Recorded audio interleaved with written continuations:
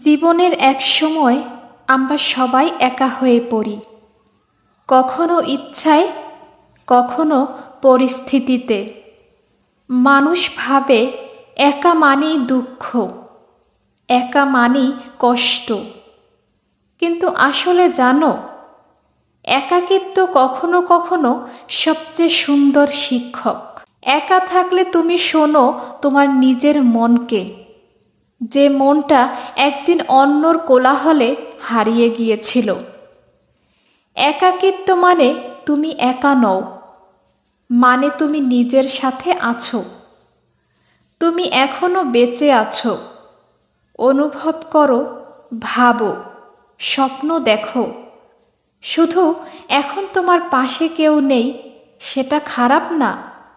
একটা সময় আসে যখন মানুষকে না, নিজেকে দরকার হয়। তখন একা থাকাটাই প্রয়োজনীয় হয়ে যায়। কারণ একা থাকা মানুষই নিজের ভেতরের সত্যিটা চিনে ফেলে, বুঝতে শেখে কে আসল, কে অভিনয় করে পাশে ছিল। একাকিত্ব তোমাকে শেখায় কারো উপস্থিতি নয়, নিজের শান্তিটাই আসল সম্পদ। অনেকেই ভাবে তুমি যখন চুপচাপ থাকো, মানুষের সাথে কম কথা বলো, তখন তুমি অহংকারী হয়ে গেছো। না, তুমি কেবল ক্লান্ত হয়ে গেছো। তুমি বুঝে গেছো সবাই তোমার মতো অনুভব করতে জানে না। তুমি শুধু চাইছো একটু নীরবতা, একটু শান্তি, যেখানে তুমি নিজেকে খুঁজে পাবে। একটা জায়গা যেখানে কান্না করলে কেউ প্রশ্ন করবে না, হাসলে কেউ ঠাট্টা করবে না।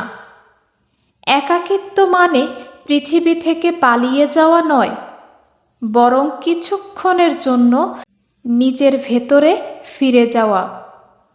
যখন তুমি একা থাকো, তখন তুমি বুঝতে পারো তোমার ভিতরে কত অনুভূতি জমে আছে।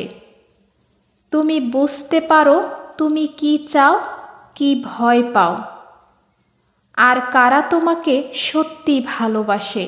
যারা দূরে চলে যায় তারাই ছিল না তোমার জন্য, আর যারা থেকে যায় তারা তোমার নীরবতাকেও বোঝে। একাকিত্ব মানুষকে চিনতে শিখায়, এমনকি নিজের প্রতিচ্ছবিকেও নতুন করে দেখা যায়। কারণ একা না হলে মানুষ নিজের ভেতরের শক্তিটা চিনতে পারে না। তুমি কি জানো, একা থাকা কখনো কখনো আত্মার বিশ্রাম, যেখানে শব্দ নেই, কোলাহল নেই, আছে শুধু তুমি আর তোমার চিন্তা।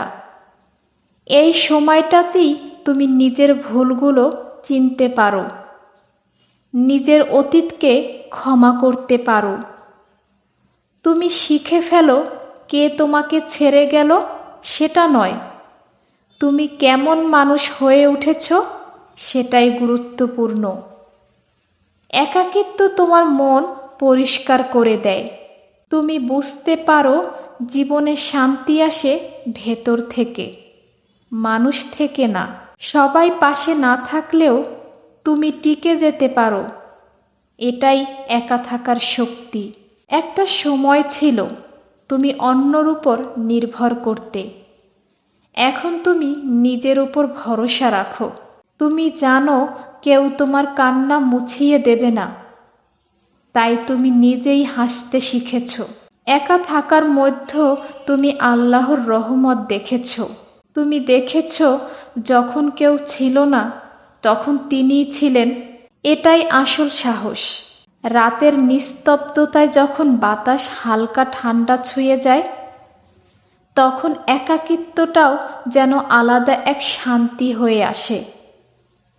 তুমি জানো পৃথিবী ব্যস্ত, সবাই দৌড়ে যাচ্ছে, আর তুমি শুধু একটু থেমে শ্বাস নিচ্ছ। এই থেমে থাকা মানে হেরে যাওয়া নয়, এটা মানে তুমি জীবনের মানে বুঝে নিচ্ছ। তুমি আর কাউকে প্রমাণ দিতে চাও না, তুমি চাও শুধু নিজের ভেতরের শান্তি। একাকিত্বে তুমি বুঝতে পারো সবাইকে ধরে রাখতে হয় না। যে যেতে চায় তাকে যেতে দাও, কারণ অনেক সময় দূরে যাওয়াই ভালোবাসার রূপ। তুমি যখন একা থাকো তখন শিখে ফেলো মানুষ বদলায়, অনুভূতি মরে যায়, কিন্তু আল্লাহ কখনো বদলায় না। তুমি আল্লাহর দিকে ফিরো, কারণ তিনি একমাত্র যিনি কখনো তোমাকে একা রাখবেন না। তুমি যখন একা থাকো তখন তোমার আত্মা কথা বলে।